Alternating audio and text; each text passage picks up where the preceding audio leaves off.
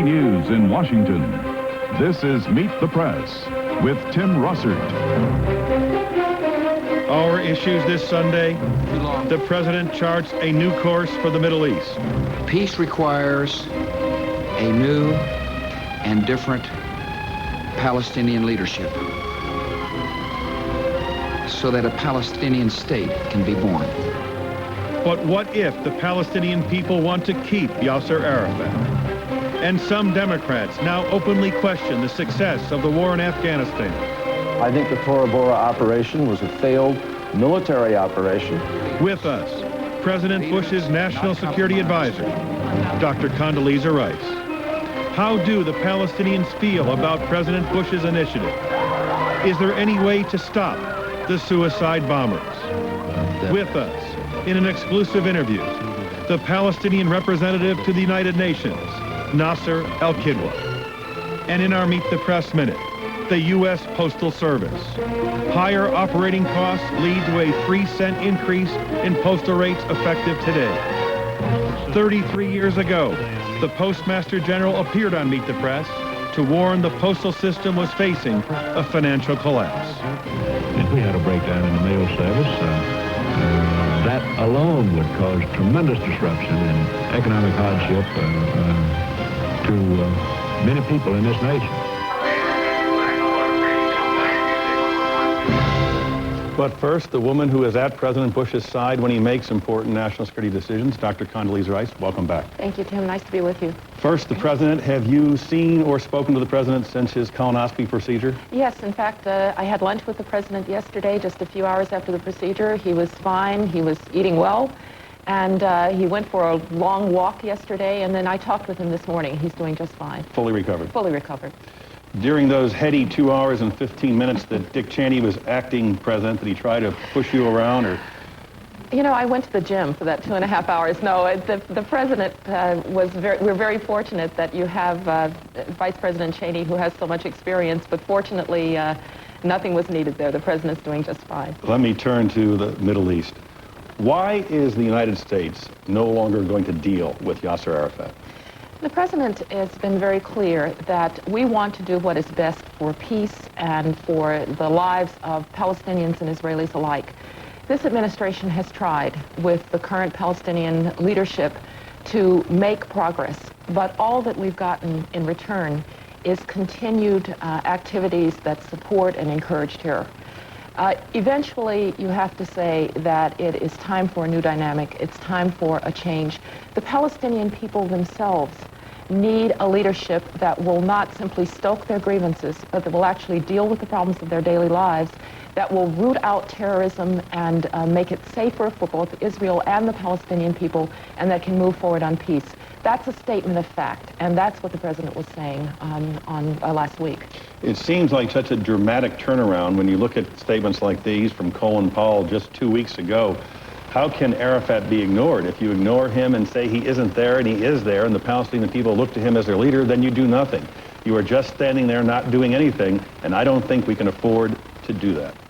I would agree completely that we can't stand there and do nothing. And what the president laid out is a very activist agenda with the Palestinian people that would lead to reform of their institutions. This is not just about one man.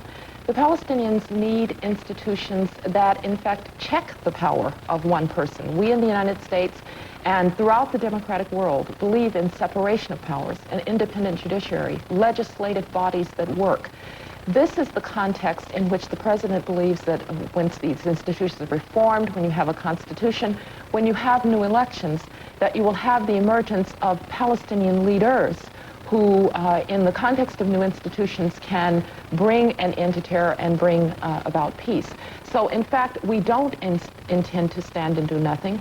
We would like to have the entire international community, the European Union, the Russians, the World Bank, the UN, involved in an active effort to help the Palestinian people reform their institutions, create financial institutions in which people have confidence so that aid can flow into Palestinian territories, build an education system that works and that does not teach terror and hatred, but that gives people practical skills. And Tim, the Israelis are going to have to play an important role here too. They have a huge stake in a functioning Palestinian state, and the president laid out a road where the Israelis also have responsibilities to make this work. Will U.S. officials meet with Yasser Arafat between now and the elections in January? The intention of the administration is to look forward. There are lots of leaders in the Palestinian territories. In fact, there have been some changes in cabinet officials. I think we would like to explore those as well. This is not about one man, and the administration intends to try to move forward. So we will not meet with him? Our intention here is to do the work that needs to be done to reform the institutions. And we believe that there are several layers of Palestinian leadership that can be accessed to do that. But again, just 2 weeks ago, this is what the White House press secretary was saying about Yasser Arafat and the president's view of Yasser Arafat. Let's watch. The president does not think it's the job of the United States to pick the leader for the Palestinian people. From the president's point of view, it's not the business of the United States to pick the leaders of the Palestinian people. Chairman Arafat is the leader of the Palestinian Authority. Do you believe that Chairman Arafat is still the leader of the Palestinian Authority? Well, remember that the president was looking forward here, and he was asking for the Palestinian people to think about new elections, or elections that could bring about new leadership and a different leadership. He's not trying to pick the leadership of the Palestinian people, but we are saying that there are consequences if we keep the kind of leadership, if we see the kind of leadership that we've had. We are in a war on terror, and when you have a leadership in the Palestinian lands refuses to go after terror, to break down these terrorist networks, that continues to work with Al-Aqsa Brigade and Fatah Tamzim, organizations that go out, like Al-Aqsa Brigade did after this terrible bombing 2 weeks ago, and say, we are responsible. How can you work with a leadership that on the one hand says it wants a peace process, and on the other hand continues to work with terrorists who are undermining the peace process? What the president did was to finally say what everyone has been thinking: unless there is a new dynamic, unless there is a change in this leadership, it is not going to be possible to move forward toward peace. Many have suggested the smoking gun was when an Israeli military attaché walked in with a document that said Arafat had given $20,000 to a terrorist group that funded suicide bombers. Was that particular piece of information important to the president? It was an important piece of information to the president, but the president has been forming this view of the Palestinian Authority for some time. I would point back quite a long time ago to the concerns that we had about the Corinne A, which was the ship that was bringing weapons from Iran into the Palestinian territories. I would point to repeated calls to Chairman Arafat to use his considerable authority to stop terrorist attacks against the Israelis, to organize his security forces in a way that they were not supporting terrorism, but actually breaking up terrorism. Secretary Powell himself, shortly after the Passover massacre around Easter time, went to see Chairman Arafat, and he told him, this may be my last meeting with you, because unless you can show a different direction, the United States is eventually going to have to say that you can't or won't get it done. Was it in fact his last meeting? We will see. It probably is, because I will tell you that when you say something like that, you have to mean it. In the United States' view, is Arafat now a non-person? Arafat is somebody who failed his people and failed to lead when he had a chance. Not just with this administration. Clearly, the Clinton administration gave him a terrific opportunity to lead. Ehud Barak, the former prime minister of Israel, gave him a terrific opportunity to lead. We know now that the Israeli leadership and the Israeli people, apparently, a democratic Israel, was prepared to give up perhaps 97% of the land. They were prepared to make arrangements on Jerusalem. They were prepared to make arrangements for right of return of Palestinian refugees. And what did they get in return? The Arafat started the Second Intifada instead and rejected that offered hand of friendship. Eventually, you have to say that the problem is with this leadership. And again, we believe in free elections. We believe in the democratic process. We believe that institutions which constrain the power of one person can make a difference to the lives of the Palestinian people. But this president believes firmly that until there is a change that we are prepared to help actively bring about through international assistance, until there is that change, we're not going to be able to make progress on peace. Yasser Arafat responded directly to some comments you made, and I'll show you on the screen here.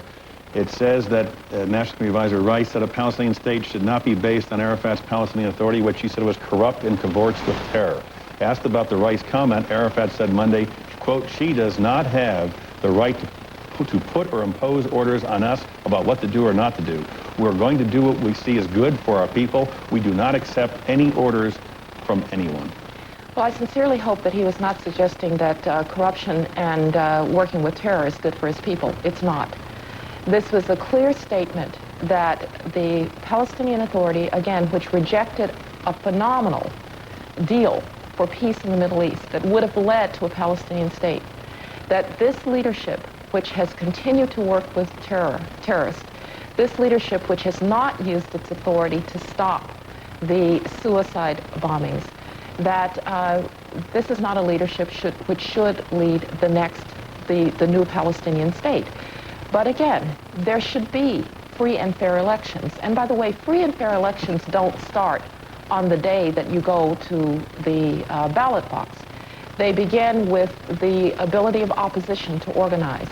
They begin with free access to media so that people can hear the choices before them. There are plenty of organizations, including in the European Union, that know how to help people organize free and fair elections and monitor them. And we would hope that the Palestinians would take up that offer. But as a political realist, don't you think that President Bush's disendorsement of Yasser Arafat may very well guarantee his election? Sometimes, Tim, you just have to tell the truth. And this president is a firm believer in telling the truth, in laying out the responsibilities of people, in laying out the facts as he sees them. And what he did was to express actually a lot of faith in the Palestinian people's desire to take their fate into their own hands. Nobody wants the Palestinian people to continue to live in squalor and occupation. The occupation needs to end, the Israeli occupation. It will eventually undermine the identity of Israel as a democracy. Israel needs this occupation to end. But we need change in the institutions. We need to build institutions that will lead to a stable and democratic Palestinian state. It cannot be built on the basis of corruption and terror, and that's what the president was saying. Many people who are knowledgeable and involved in this area have expressed concerns about some of the things the president said. George Mitchell, the architect of the Mitchell Peace Plan, said if Arafat is in fact removed and someone else takes his place, there's a risk that someone from Hamas or Islamic Jihad could succeed Arafat, which would make it much worse than the current situation. President Putin of Russia said it would be dangerous and mistaken to remove Arafat because doing so would only radicalize the Palestinian movement. And Kofi Annan, the head of the United Nations, warned that America's insistence on free elections among the Palestinian people could easily backfire. You could find yourself in a situation that the radicals are the ones that get elected. It would be the result of a democratic process, and we have to accept that. Will we accept the winner of the election, whether it's Arafat or even someone more radical? Well, first of all, President Bush, I think, has a different view, which is that we continually are surprised that if people are given a choice between freedom and tyranny, they choose freedom. And we need to give that opportunity to the Palestinian people to help them organize elections in a way that would produce a good result for them. The Palestinian people could not possibly want to continue to live in the conditions in which they live. Nobody talks about the 55 or so Palestinian intellectuals who signed an editorial saying that the suicide bombings need to... Who wants to live in a world in which you send your children off to die in that way? President Bush is saying that the Palestinian people, given a choice, will, he believes, make good choices. Now, we have to do something different than we've done in the Middle East. I fully understand that those who have been at this business for a long time see a kind of hopelessness and believe that it's hard to move forward. But if we're going to move forward, we have to have a new dynamic, and we believe that that begins with reform of Palestinian institutions. It begins with the emergence of new leadership, but that is by no means the end. The president also laid out a political horizon that said in very rapid order, you could have the establishment of a Palestinian state. Its borders would be provisional, but there are lots of states whose borders are provisional. And within a relative period of time, you could even have a final status agreement. He laid out a broad political vision that begins with Palestinian reform, but that does not end there. And we believe that that should be, for the Arabs, for the Palestinians, and for the Israelis, a much more hopeful map forward than we've had in the past. But if we're saying as a government, Yasser Arafat is not acceptable, and you have to have an election, and they have an election, the Brits have said this is their foreign minister, Jack Straw. He said that if Arafat were re-elected, Britain would deal with him. We deal with the leaders that are elected. Would you commit today that the United States will deal with whomever the Palestinian people elect in their election? We have said that the fact of the matter is that if you have this leadership that you have now, that you're not going to make progress on peace because they have demonstrated no desire to do so. Now, the other part of the president's speech was that there needs also to be a reform, not just of one person. The very fact that we keep talking about Arafat shows that this is a situation politically in which he has not permitted other leadership, in which a one-man ban is dictating the lives of the Palestinian people. That should be unacceptable to everybody. And we should move to institutions that check power, that have separation of power, independent judiciary, a legislative council that matters, a council of ministers that matters. Elections will, in and of themselves, we think, if they are really free and fair, change the dynamic of Palestinian political life. And we'll accept the winner of that election. The United States will, of course, respect democratic processes. But the fact is that if a leadership emerges that will not deal with the problem of terrorism, the United States can do nothing to move this process forward. And if a leadership like Arafat or someone else was elected that didn't deal with terrorism, would we then aid to the Palestinians? Well, I don't think that anyone wants to continue to give assistance to a leadership where we don't know what's happening to the money. There is a problem with the corruption. They need financial controls. There is a lot to put in place. The United States always is prepared to help with humanitarian assistance. We've made very clear we were the largest food aid donor to Afghanistan under the Taliban. We are the largest food aid donor to North Korea. So we've made very clear that we will try to deal with the condition of the people. But we're also prepared to cut it off. What we're prepared to do is to not have monies of that kind go through a leadership that we believe misspends it. He also spoke about Israel, and he listed the following: freeze West Bank settlements, allow freedom of movement and release millions of dollars owed to Palestinian Authority, withdraw to West Bank positions held 2 years ago, eventually return to pre-67 or secure borders. The most controversial position in Israel are the so-called settlements. There are about 200,000 Israelis living in 145 settlements throughout the West Bank. Tom Friedman, who writes for the New York Times, who understands this part of the world, I had a chance to speak to him on NBC the other day, and he said this. Let's listen and give you a chance to react. What I wish had been in Bush's speech is to say Arafat must go. Arafat must go. But as a down payment to encourage Palestinians, not only to develop a new leadership, but to understand that there's really a light at the end of the tunnel. I, President Bush, am calling on Israel to take all the far-flung settlements and withdraw from them and consolidate them into that area along the Israeli border, 3 to 5% of the West Bank, which Israel and the Palestinians had already agreed would be part of a land Israel would make. You don't have to pull up all the settlements. 80% of the settlers live in that pocket of 3 to 5%. But as a down payment for America and for the future of Israel, I wish President Bush had said, I want to call on Israel. This is not too hard to ask, to wrap up all those far-flung settlements that have been plunked down in the middle of populated Palestinian areas and bring them back into, a little pocket there. And that would, I think, be a huge signal. It would have been great for Israel. It would also been good for George Bush. Why didn't President Bush do that? Well, we have been very clear about the settlements. In fact, the president does mention settlements, as you said in the speech. He says freeze new ones, but he doesn't say bring back the ones from far-flung areas. The Mitchell Plan, which is still on as a kind of way forward toward confidence-building measures, does talk about the need to first freeze settlements, and obviously there will have to be some arrangements concerning settlements as this moves forward. We've made very clear that we believe that the occupation has to end, that the Palestinians have to be given a viable state, meaning one in which there's contiguity. We believe that this needs to happen in a relatively quick period of time. So the elements are all there. Well, you know, the president said that if everybody takes their responsibilities and really takes on democracy, we could be looking at perhaps even 3 years. This is a relatively quick period of time. But obviously, we're not going to set a firm timetable that obscures the fact what has to be done in terms of reform. It's first things first.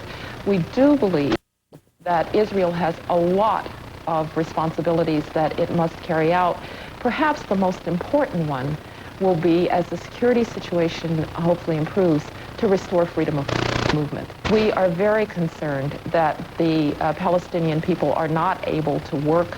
We're very concerned that they are not able to move freely in their towns, and frankly, that's the one that I think we will work most quickly and most closely with the Israelis on. If the Palestinians don't reform themselves, you suggested that cutting off aid was a possibility. If the Israelis step up and meet the president's conditions, would we consider cutting off aid to Israel? Well, let me just restate, Tim, what I said about aid to the Palestinians, which is humanitarian assistance we're going to try to continue to get to the Palestinian people through non-governmental organizations and in other ways. They deserve to be treated in that fashion. In terms of monies that go to the Palestinian Authority, absolutely. We see no reason to put that into hands where it might be misspent. We work closely with the Israeli government. We believe that these have every reason to want to have this move forward. Prime Minister Sharon and his people cannot want this a future for the Israeli people either, in which suicide bombings are taking place almost daily. So we will see how we move forward with the Israelis. Will we use financial aid as a stick? That's not on the table. Let me show you one last picture before I move to the war on terrorism. This was a young baby dressed as a suicide bomber, which was in the front page of most Israeli papers, wearing the Hamas headband. What does that picture mean to you? That means to me that too many Palestinians have lost any hope for the future. It means that the Palestinian leadership is not giving them hope for the future, that they're not saying, how can you dress a baby in a suicide bomber's outfit? What does that say about your hopes for life with the Israeli people as good neighbors? It's why we concentrate not just on one person, but on reform of institutions, on an educational system that doesn't teach that kind of hatred. You know, we've all in our lives had experiences with hatred. I certainly have in Birmingham, Alabama. And it all starts recognizing that the other person is human and deserves a future. If you're going to send your babies and your teenagers to kill other teenagers, something broken down in this concept of humanity between the two. And what the president was doing was laying forward a course that would, again, give the Palestinians and the Israelis. Let me turn to the war in Afghanistan. Last Sunday on this program, John Kerry, Democratic Senator from Massachusetts, said this. Let's watch. And Al-Qaeda, 1,000 strong, was gathered in one single mountain area, Tora Bora, and we turned to Afghans who a week earlier were fighting for the other side and said, hey, you guys go up there in the mountains and go after the world's #1 terrorist and criminal who just killed 3,000 plus Americans. I think that was an enormous mistake. I think the Tora Bora operation was a failed military operation, which resulted then in Anaconda, which also did not do the job.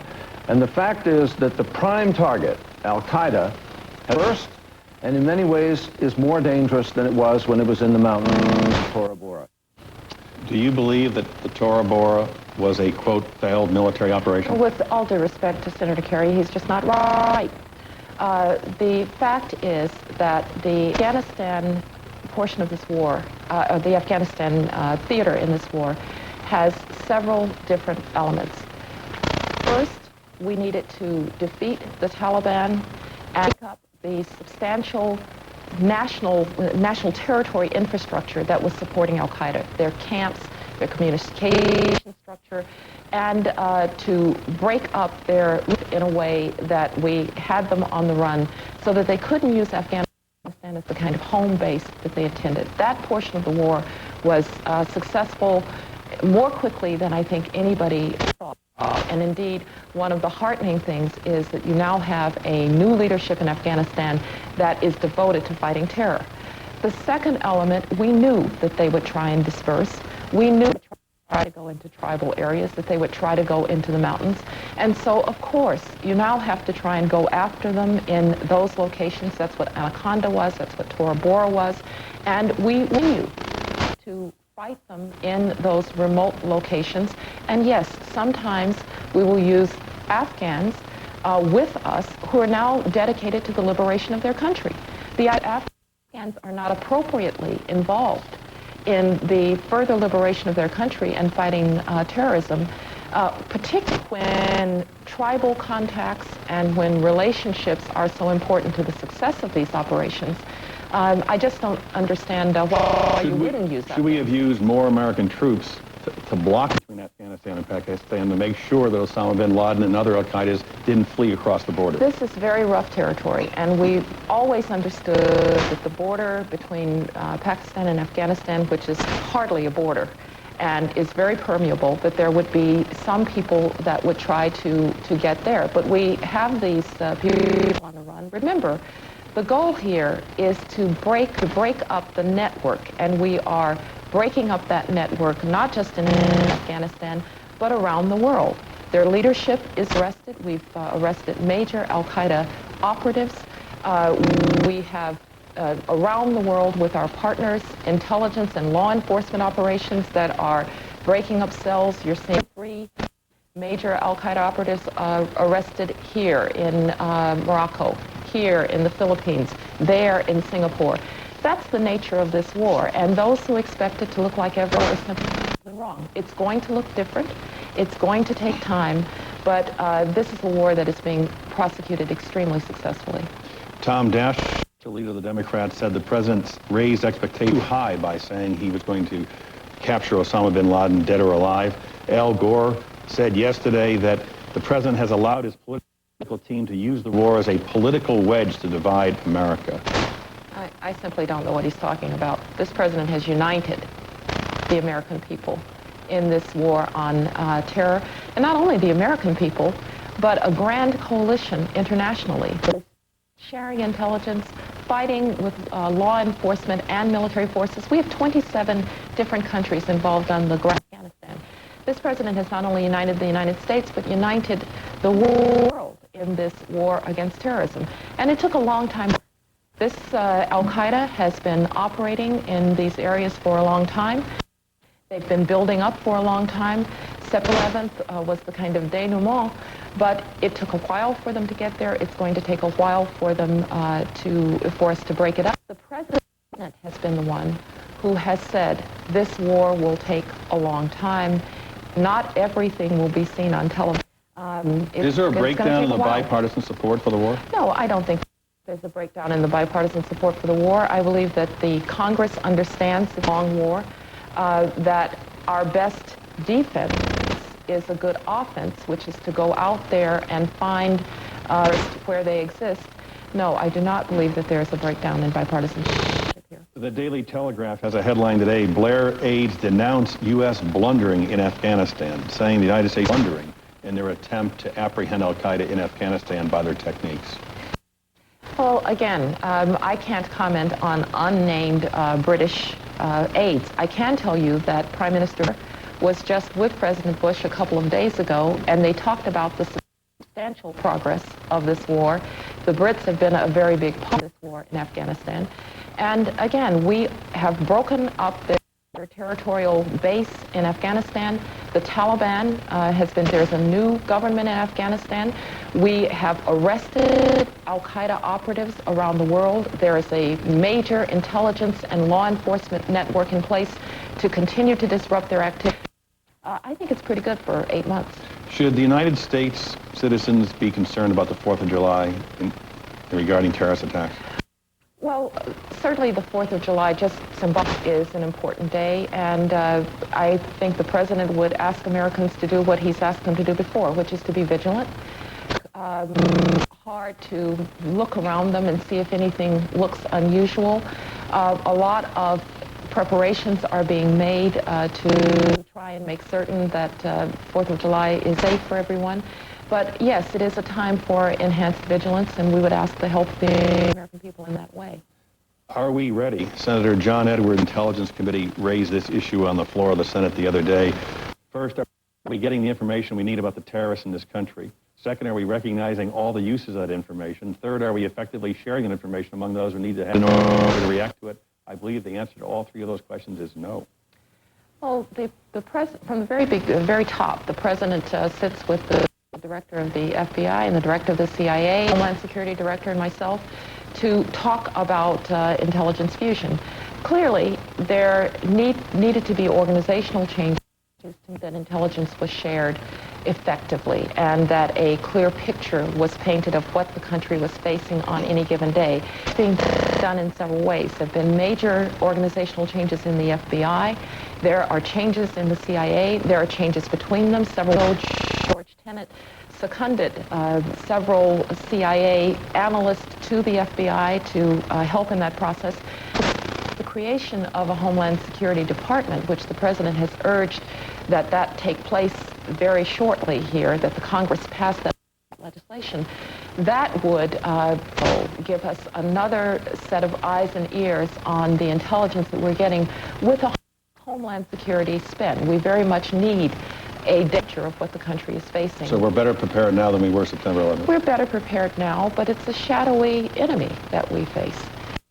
And Americans need to get accustomed to the notion that we do still have vulnerabilities. Al-Qaeda and Hezbollah, which had been enemies, are uniting in an alliance. We're concerned about the linkages between these groups. We have been for a long time, but it is every reason to be ever more resolute on terrorism abroad as well as here at home. Dr. Condoleezza Rice, we thank you very much for sharing your views. Thank you.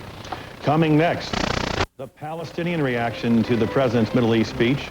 Representative to the UN, Yasser Arafat's ally, Nasser al-Kidwa.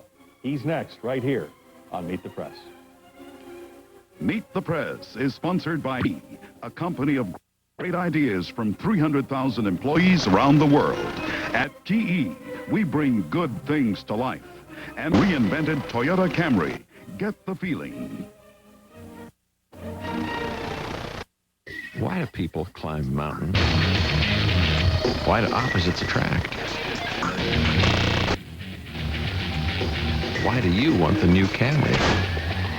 The new Camry, reinvented so it's faster, sleeker, roomier, better.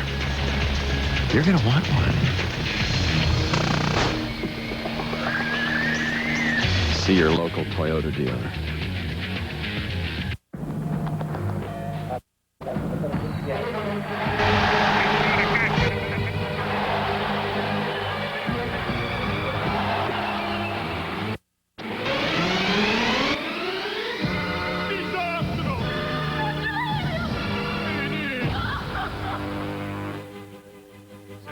Hello, Rome.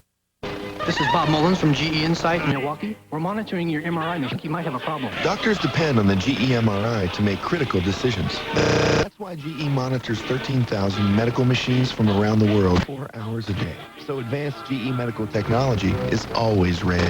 È tutto a posto.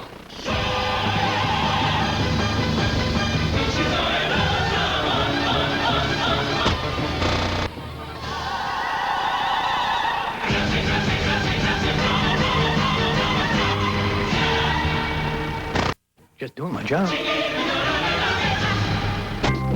Roll over your 401k? Of course. But it's not like you're going to let it just sit there. No, you're going to prod it and make demands on it. Then you're going to put it in the hands of money managers who won't give it a moment's rest. Yeah, you're going to roll over one, okay? You're just going to make sure it doesn't roll over and play dead. Call a Fidelity retirement specialist to roll over your 40. Because you're not just invested, you're personally invested. We go through this every time. Red. Blue. Leather. Cloth. What? Now that's a car. No, that's my car. I built it on the web, and they sent me that the next day. Printed and personalized. My color, my interior, where to go. They even gave me a free CD. It can be here in a week. Well, at least we talked about it.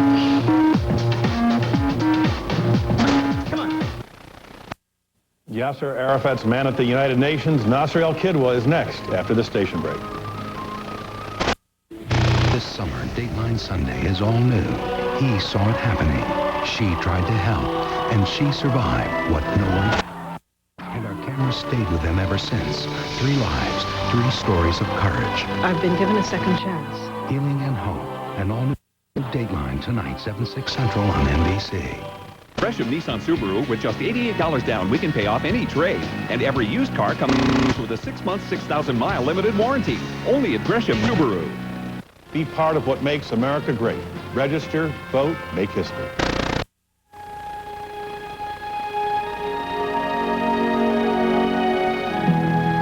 Sometimes I need quiet.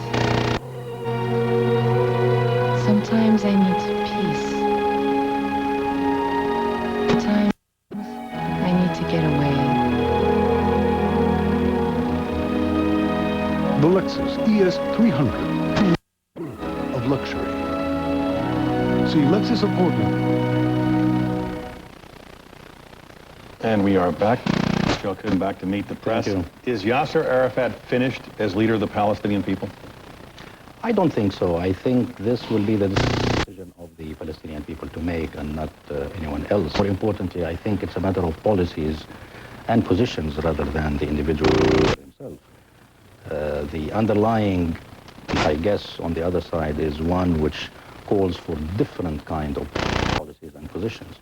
And I think Yasser Arafat is as moderate as anyone else can go without being considered as a traitor by the Palestinian people. And I think this will be the development. Will he seek re-election as president of the Palestinian Authority? You know, for him, and I think for many Palestinians as well, it's a matter of a mission rather than a post. His mission is to lead the Palestinian people until the establishment of an independent Palestine. After that, by the way, the question will be very legitimate because many Palestinians also think that he might not be the man to build the modern institutions, but we are still in the phase of national liberation, and I think he symbolizes the ambitions of the Palestinian people during this stage, and as such, I think they will stand by him. And he will run. Again, it is not a matter of post. I think it's. But it's your expectation. In the January elections, he will be on the ballot.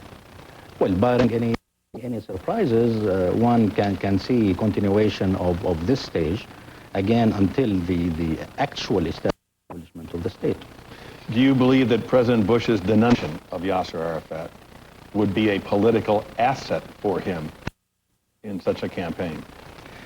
Well, I think the Palestinian people have a problem with the speech of the president. It's not only his negative position vis-a-vis President Arafat, but I think the president attempt the burden on the Palestinian people, ask them to do huge things under Israeli occupation, and one of the sides is actually engaged in systematic destruction of the Palestinian Authority and the Palestinian infrastructure, allowing basically Mr. Sharon and his government to continue with their military campaign against the Palestinian people, and then the blame on the Palestinian people themselves. That is the problem. Let me also be clear, nevertheless, the level of vision the president's speech does have very positive elements.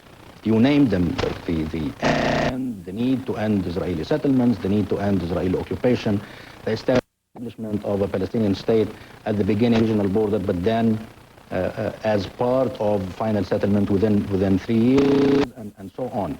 So we see those positive, and we would want to work with the administration. However, there is no mechanism, there is no roadmap, there is no explanation how we from here to there, while the operational part, the only operational part, is just putting the burden on the Palestinian people and let Mr. Sharon do with what he is doing now.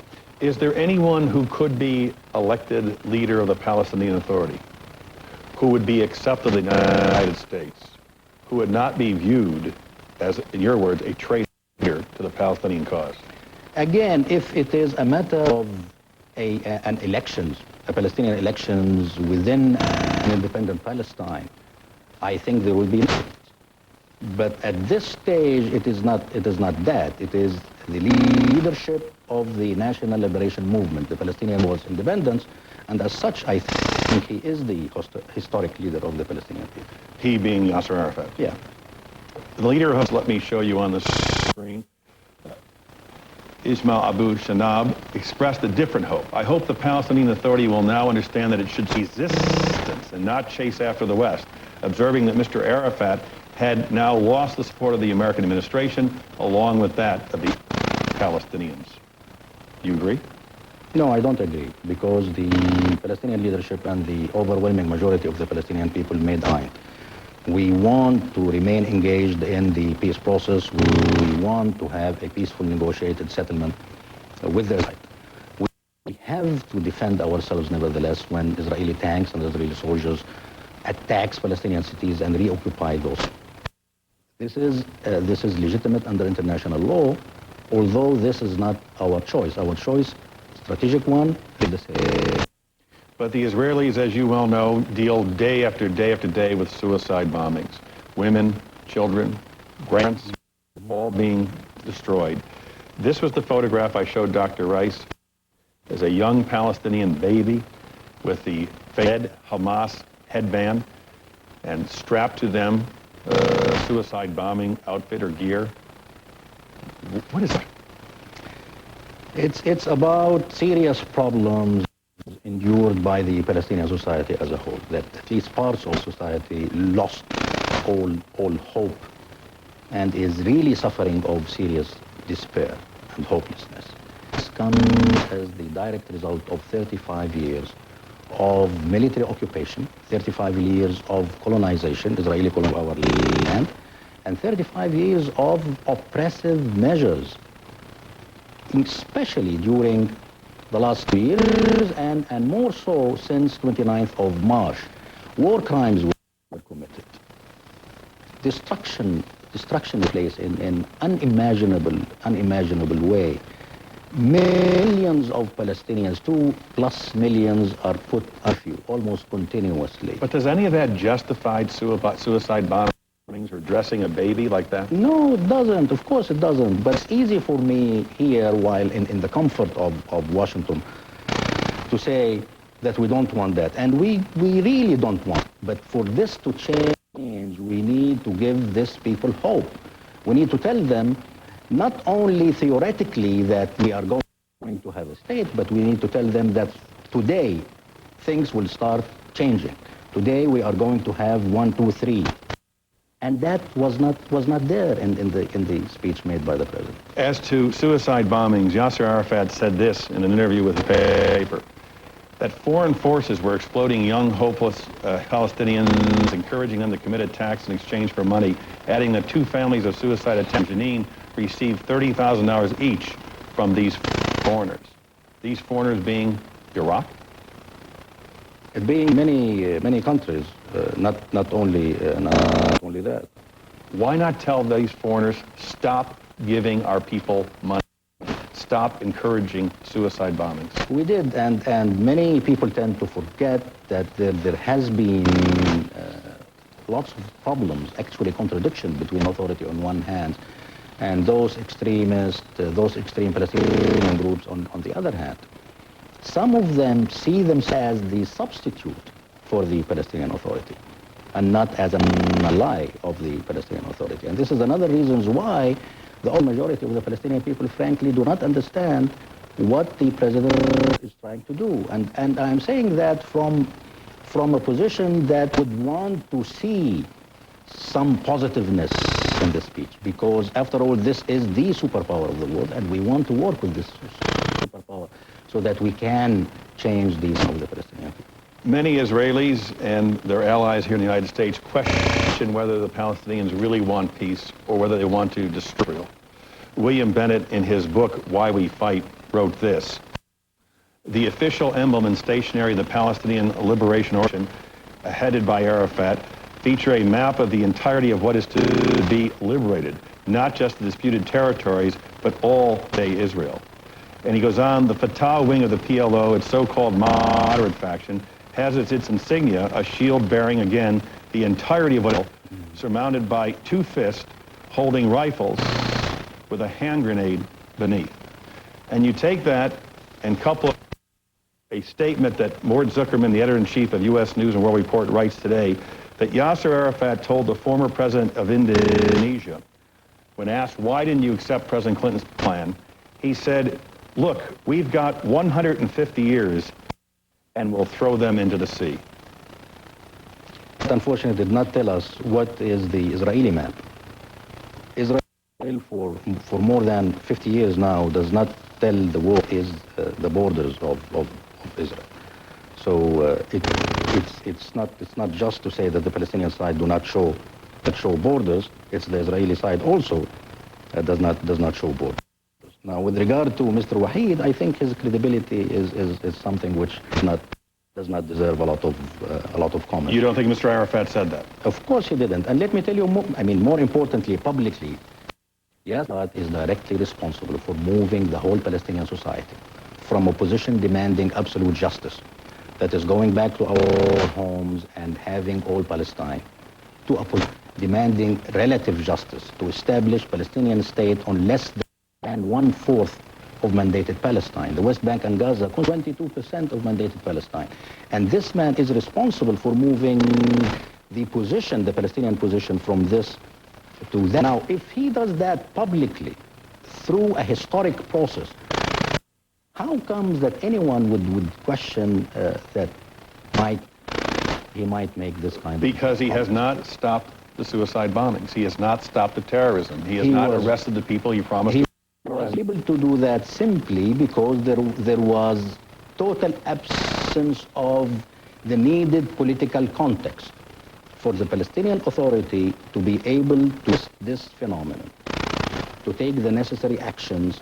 There must be some political hope. There must be some political context. No military or security solution of the situation. We need to have clear-cut roadmap lead us to a final goal in a context of clear vision for peace in the region. Do you believe you will see a Palestinian state in your lifetime? Absolutely. I have no doubt whatsoever that this will be the case. In how long? Hopefully very soon. 3 years, 5 years, 10? Well, if we are to believe what President Bush has said, it should be before 3 years. Mr. Al-Kidwa, we thank you very much for sharing your views. Thank you. Coming next, our Meet the Press Minute with the Postmaster General, 1969. Stamps were 6 cents back then. They are now going up to 37 cents for a first-class letter, starting today. We understand dreams do not come with price. And home improvements improve more than just homes. We're House, and we understand the hopes and financial needs of 50 million everyday people. That's why for nearly 125 years, we've specialized homes, credit, and understanding. Household, helping everyday people, every day. An aging population is crying out. Can you hear me? ADM believes that for every problem, nature has an answer. Why do the Japanese with a diet rich in soy have 1/8 the incidence of prostate cancer? We're finding out. and creating natural supplements called nutraceuticals. The nature of what's to come. So this guy from Iceland walks into GE and says he needs 500,000 kilowatts of power in the middle of nowhere. Then a customer calls from Dublin and says he needs to finance computers for half the kids in Ireland. At GE, our people hear two words. I need. And that's all they need to know. A customer needs us and needs them now. And together, there's no problem we can't solve. Yeah, we can even do that. Take all the time you want, folks. We'll take this one in red. Beautiful choice, sir. No, black. Black. That's actually my favorite color.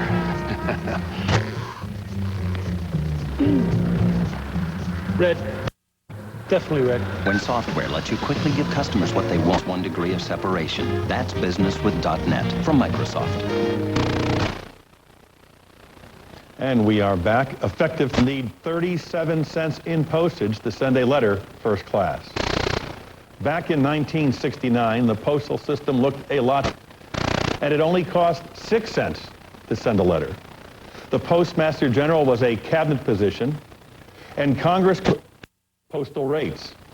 The Post Office Department was in deep financial trouble, and postal reform was at the top of the political agenda. President Nixon has recently proposed to Congress sweeping reforms of our postal system.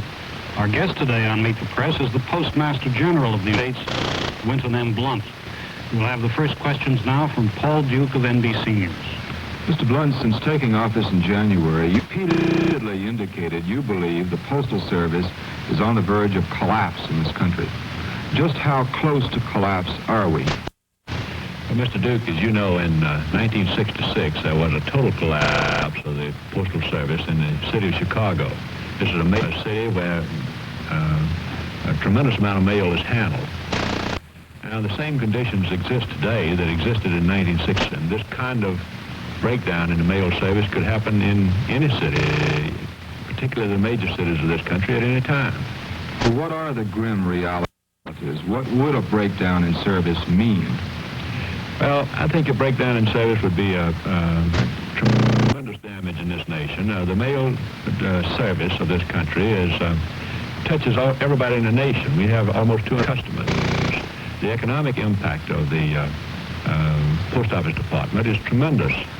Just take the Social Security checks, for instance, it goes to 30 million people in this country every month. If we had a breakdown in the mail service, that alone was tremendous disruption and economic hardship to many people in this nation. Well, what are the things wrong with the Postal Service that you've found since you took over your job? You don't have that much time on this program. In 1970, Congress passed the Postal Service Reorganization Act, which transformed the Post Office Department into the United States Postal Service, independent and part of the executive branch. It also shifted the authority to raise postal rates from Congress to 2 presidentially appointed bodies. And 32 years later, our heroic postal workers now have to deal with anthrax. And we'll be right back.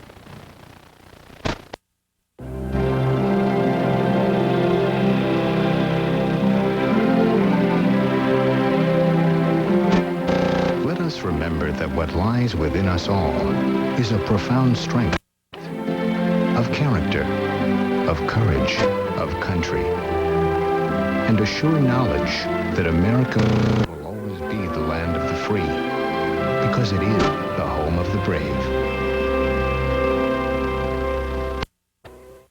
Of course, everyone has the right to be published. The odds are against you. Why? Money. A publisher must commit thousands of dollars for an initial... That's exactly true. With on-demand publishing technology, everything's digitized. People can even print 1 book at a time. And forget Warehouse, so now everyone here can get published. Yeah.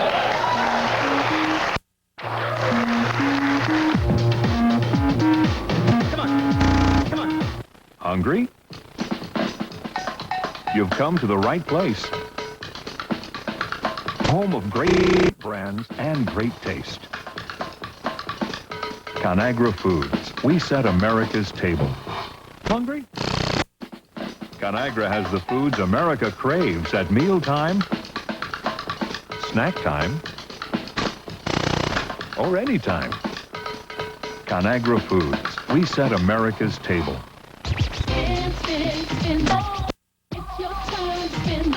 All around the world, Siemens is energizing the cities and towns we live in.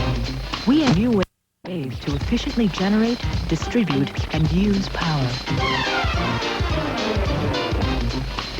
And by giving energy to people everywhere, we're giving them the power to live better.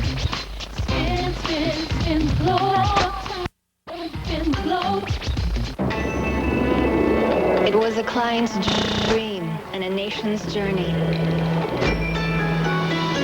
To grow its standing in the global marketplace through the creation of its first investment bank. And in building on the trust they placed in us, their dream became our own.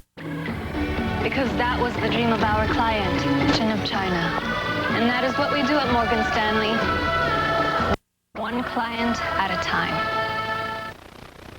And tonight at 7 p.m. Eastern on CNBC, more of our discussion on the Middle East and the war on terrorism with Tom Friedman of the New York Times. That's all for today. We'll be back next week at a special earlier time, 8 a.m., right before the Wimbledon tennis finals.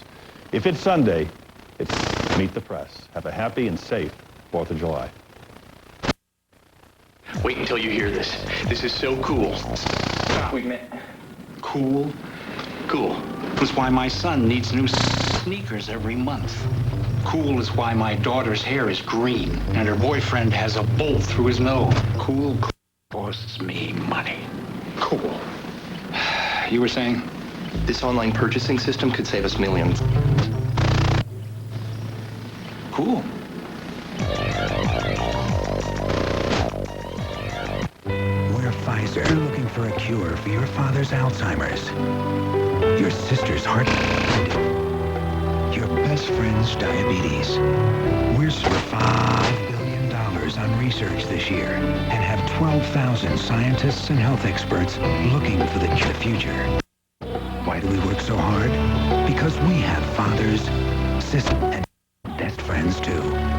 Pfizer. Life is our life's work. Future Americans will have all the capacity they need. This means a better, more satisfying life for us all. For over 100 years, GE has been a company powered ideas. Progress is our most important product. Because at GE, we know there are two things that make a company great. Another development from the GE laboratory. Ideas. And the people, them. This is what we call automation. GE, we bring things to life. Our crowded planet has something to say. ADM believes that for every problem, nature answer. Soy. We found that countries that plant grazing land in soybean increase protein yields 30 times per acre. ADM, the nature of wealth.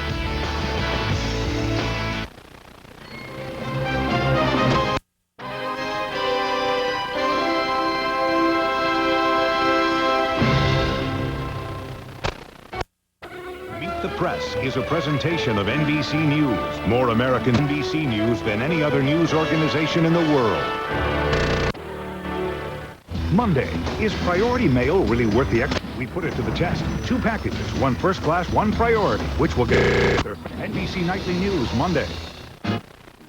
Because you work for yourself now. Because you're out on your own. Because you've given up company benefits to work at home. That doesn't mean you have to pay a lot for a health edge. Call Kaiser Permanente and we'll show you how to get quality medical care for less than you'd expect. You shouldn't have to take chances with the health of you and your loved ones. That's why we created Pervantage. Starting as low as $99 a month, you'll have all these benefits, including hospitalization, preventive care, and no deductibles. And a plan that puts clinical decisions about your care in the hands of medical professionals. Call this number now for your information kit to get the coverage you can't do without at a price you can't afford. Call today because you deserve a health plan that works hard as you do. Available only to Oregon residents in the Kaiser Permanente service area. Kaiser Permanente. A closer look at the headlines still making news. Next, Oprah. Time for a new car? Cars.com. Car shopping just got fun on KGW.com.